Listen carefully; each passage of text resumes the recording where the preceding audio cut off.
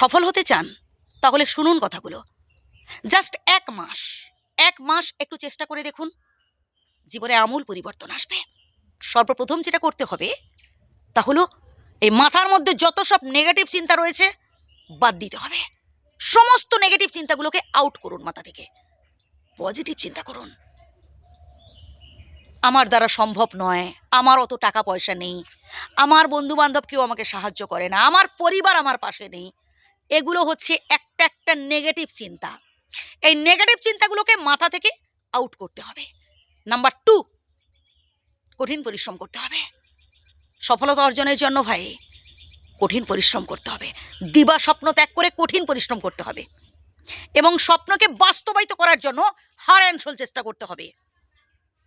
সমস্যাকে দেখে ভয় পেয়ে পিছিয়ে এলে চলবে না, সাহস থাকা চাই।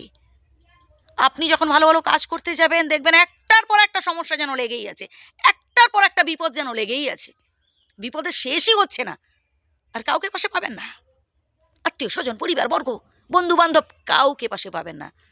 উপরন্তু মনে হবে এই দুনিয়াটা যেন একটা মরুভূমি আপনার কাছে। এমন অবস্থায় পিছিয়ে এলে চলবে না, আরও সাহস অর্জন করে সামনের দিকে এগোতে হবে। এবং জেনে রাখুন, যার কেউ সাথে থাকে না তার সাথে থাকেন স্বয়ং বিধাতা। আপনার সাথে বিধাতা রয়েছেন, কাউকে চাই না। আর স্বয়ং বিধাতা আপনার সাথে আছেন ভাই, এর থেকে বড় আর কি হতে পারে? এর পরের পয়েন্টটা তো আরও গুরুত্বপূর্ণ ভাই। ভাগ্যকে অযথা দোষ দেবেন না।